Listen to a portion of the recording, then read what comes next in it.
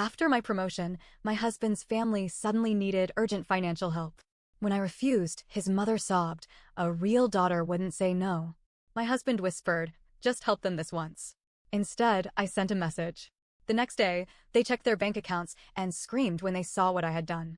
I'm a 43-year-old woman, married for 12 years. My husband Daryl, 44 male, and I live in St. Louis, Missouri. No kids by choice, decent life, modest house. I've worked for a nonprofit in healthcare for over a decade. It's been a grind. About 6 months ago, I finally got a promotion I had been working towards for years. I became a senior program director, and for the first time in my life, I was making real money. Like, 6-figure salary, bonuses, the whole package. It was a big moment for me. I should have been celebrating. But that moment? It brought out some things I wasn't prepared for. Mainly, my husband's family suddenly remembered I existed. 2 days after I updated my LinkedIn with the promotion, I got a call from my mother-in-law, Deborah. She didn't congratulate me. She started the conversation with a favor. Hey, sweetie. So proud of you. Listen, Kenny's having some car trouble. It's $3,000. You know how it is. We were thinking, maybe you could help. Kenny is my husband's older brother. He's never held a job for longer than a year. He's always starting some new scheme. Last I heard, he was flipping sneakers. Before that, crypto. Before that, life coaching. I politely said no. Then I got a message from Sasha, Daryl's sister. She has 4 kids, 3 baby daddies, and works part-time when it's convenient for her. Congrats. That's amazing. So I've been trying to get caught up on daycare bills. Could you float me $900 just for this month? Just until tax time. Same day. 2 asks. I was annoyed, but I let it go. Then Kenny texted me a screenshot of a GoFundMe for himself. I didn't click it. I didn't reply. By the end of the week, every single person in Daryl's family had reached out, directly or through him. All asking for help. None offering congratulations. A week later, Daryl asked if we could have dinner with his mom. She just wants to catch up. Celebrate your promotion. I was suspicious but agreed. We went to this mid-level steakhouse near Forest Park. When we arrived, his whole family was already seated. Kenny, Sasha, even one of Sasha's kids, and Deborah. Everyone dressed like they were about to testify in court. Too neat. Too fake. No menus. No food. Just them sitting and waiting for me. Deborah opened with small talk. But 5 minutes in, she slid a manila envelope across the table. We figured it'd be easier if we just put it all down in one place. I opened it. It was a typed list with itemized requests. A total of $12,550. Kenny, $3,200 for car repairs. Sasha, $1,500 for rent, $900 for utilities, $600 for school stuff. Deborah, $6,000 for her mortgage. Miscellaneous family emergencies, $350. I looked at Daryl. He wouldn't meet my eyes. I looked at Deborah. We're family. We support each other. You're basically like a daughter to me. I stayed quiet. Then she said it. A real daughter wouldn't say no. I didn't yell. I didn't cause a scene. I just nodded slowly, folded the paper, and said, I'll think about it. We left. Daryl didn't say much in the car. When we got home, I went into our bedroom and didn't come out until morning. That night, I went into our joint financial accounts. We've always had one shared checking, some shared credit cards, and separate savings. I had access to everything because I handled all the bills. Over the years, I noticed small transfers, $100 here, $150 there, to his family. But I thought it was occasional. Not enough to worry about. That night, I checked the statements for the last 2 years. Over $8,000 had gone to Kenny, Sasha, and Deborah. And most of it came from the joint account, my paycheck. I woke Daryl up. You've been sending them money. Regularly. He didn't deny it. I didn't want to stress you out. They needed help. I asked him if he thought I owed them something just because I got promoted. He said, just help them this once. Then it's over. I said nothing. That night, I made a list of my own. Transferred my paycheck direct deposit to my new personal account. Opened a new savings account and moved $72,000 into it. Closed the joint credit cards. Froze the joint checking account after leaving $127.56. Created an irrevocable trust for my long-term savings and real estate investments. Called my lawyer friend and asked her how soon I could file for divorce if I wanted to. I didn't touch a cent that was Daryl's. I left his money where it was. But I made sure mine was off limits. I didn't tell him. Yet. The next morning, I woke up at 6 a.m. and sent a group message. Yes, a group text. To all of them. Hi everyone. I've decided not to contribute to the family's financial requests. Please do not ask again. To be transparent, I've separated my finances from Daryl's moving forward. If he chooses to help you, that's his decision. Within 10 minutes, the phone started ringing. Sasha, then Deborah, then Daryl. I didn't answer. Deborah left a voicemail, crying. I always thought of you as my own. This is betrayal. Sasha texted, cold-hearted. Must be nice living high while your family struggles. Kenny just wrote, wow, real classy. At noon, Daryl came home from work early. He looked panicked. Why would you send that message? I asked why he'd been giving away our money without asking. He didn't answer. He asked if we could talk about this. I said I wasn't in the mood. That's when his phone rang. It was Deborah. On speaker. She was screaming. Kenny's bank account had been flagged for fraud. Sasha's debit card got declined at the gas station. Apparently, some of the money Daryl sent them was from a business account I had added him to years ago for a grant program I ran. I had flagged it with the bank. The bank froze the account for investigation. I was still legally in control. They thought I emptied them out. I didn't. I just made sure what's mine stays mine. That same afternoon, after the screaming phone call, Deborah showed up at our house. Unannounced. She pulled up in her old minivan, got out wearing a coat over her pajamas, and banged on our front door like the house was on fire. Daryl opened it. I stayed seated on the couch. I didn't move. She stormed in. You ruined everything. Do you even care what you've done? I told her to calm down or leave. She started crying loud, fake sobs that sounded like a church play. This isn't how family acts. You're punishing everyone over a little help. Just a little. I looked her in the eye and said, your idea of family is using people until they're dry. I'm not dry. I'm just done. She turned to Daryl. And you let her do this? He just stared at the floor. She left without another word, slamming the door hard enough to shake the picture frames. That night, Daryl tried to explain. They were desperate. Kenny's about to lose his car. Sasha can't even buy groceries. I didn't know they'd ask for that much. I asked him, and you were just planning to keep draining money behind my back? It wasn't like that. Then tell me what it was like. He said something I didn't expect. They think you're stuck up. That you think you're better than them now. That hit me hard. Not because it wasn't true, but because he thought it was okay for them to say that about me. And he carried it back into our home like it was normal. I told him, I worked for this. Every damn cent. I stayed up working when you fell asleep watching ESPN. I paid off your credit card debt. I boosted your credit score. I never once made you feel small about it. But now I'm the bad guy for saying no?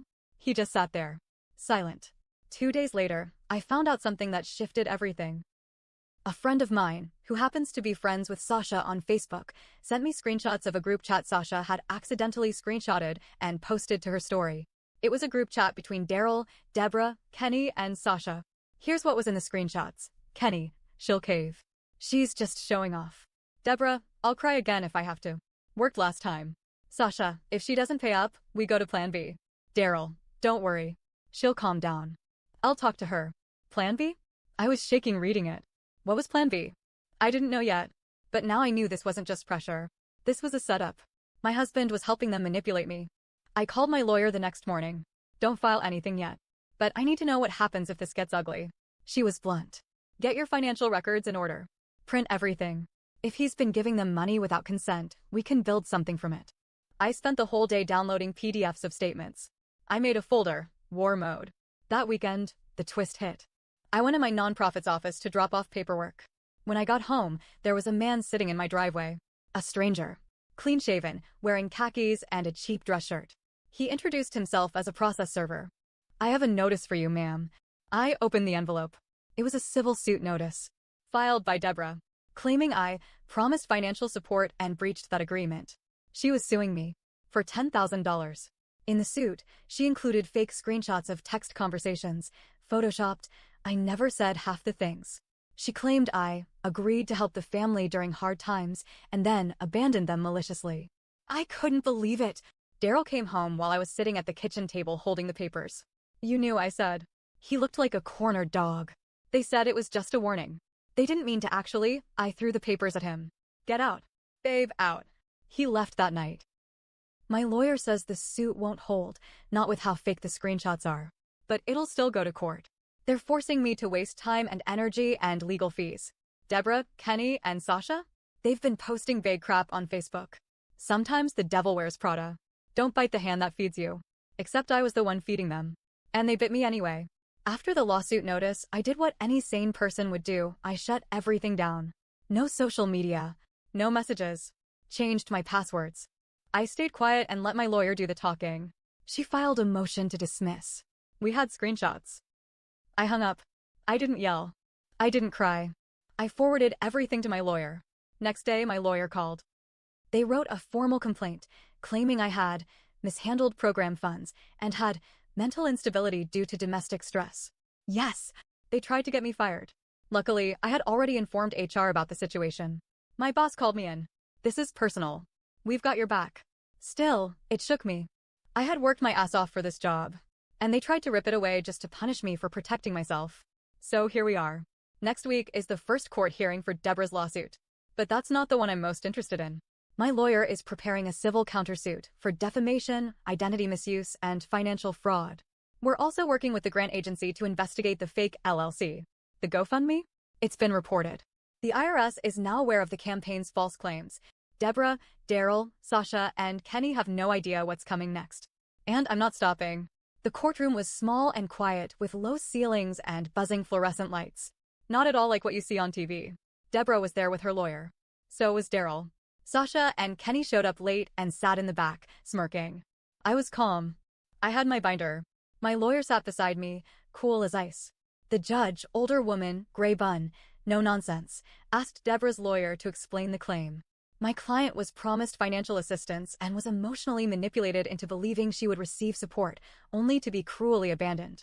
She is a senior citizen, Your Honor. My lawyer stood and said one sentence, "We have evidence this is entirely fabricated and part of a larger pattern of financial coercion, manipulation, and fraud." She handed the judge the binder. Inside? Everything. The fake texts with metadata proving they were doctored. Financial records showing they had taken money over time. The GoFundMe campaign with false claims. The fake LLC paperwork. Screenshots of the group chat calling me stuck up and plotting a plan B. Bank transfers showing Deborah wasn't broke at all. The judge flipped through it slowly, page by page. Then she said, "This case is dismissed. Immediately. And I am advising the defendants that they are dangerously close to perjury and civil fraud." Deborah gasped. Sasha muttered, "Bitch." Kenny sank lower in his seat. Then the judge added, "You're lucky she's not pressing charges." Yet. I didn't smile. But inside, it felt like fresh air for the first time in months. Court cleared out. People shuffled into the hall. I expected them to leave quietly. They didn't. Deborah came storming toward me. Right there in the courthouse hallway. "You think you've won? You think this makes you better than us?" Sasha yelled from behind her. "She just wants to ruin our lives." That's all this was. Daryl stood frozen. Didn't say a word. I stared at him. "Say something." He blinked. Said nothing. "So I did. You used me. You sold me out for money. You lied. You stood by while your family humiliated me." Deborah pointed a finger at me. "We are family. You don't just walk away from that." Then I said the truth I had been holding for too long. Family doesn't drain you dry and call it love. Silence. Then Kenny, of all people, exploded. "You think you're perfect? You wouldn't be making that money if it weren't for Daryl taking care of you all these years." I looked at Daryl. "Is that what you think?" He finally spoke. "I just wanted to help my family. I didn't know it would go this far." "You didn't know? Or you didn't care?" He opened his mouth, then closed it. Deborah sniffled. Sasha rolled her eyes. Kenny walked out. Daryl stayed. "So what now?" I said it quietly. "Now, we're done." He nodded. That was it. No apology. No tears. Just a tired nod from a man who finally saw the damage he helped cause. Later that week, Deborah took down the GoFundMe. I didn't have to sue them, because the grant agency picked up the fraud investigation on their own. Turns out, using someone else's name to secure federal funds? That's a felony. Daryl was questioned. He didn't get arrested, but he did lose his job. The fake LLC was dissolved. Their accounts were flagged. Sasha posted cryptic quotes for a few weeks. Kenny tried to start another hustle. Deborah stopped calling. Daryl moved into a one-bedroom in Brentwood, near his cousin. I heard through the grapevine he's working part-time at an electronics store. It's been 3 months since the court date. People keep asking me if I'm angry. I was. For a long time. I was angry about the betrayal, the lies, the money.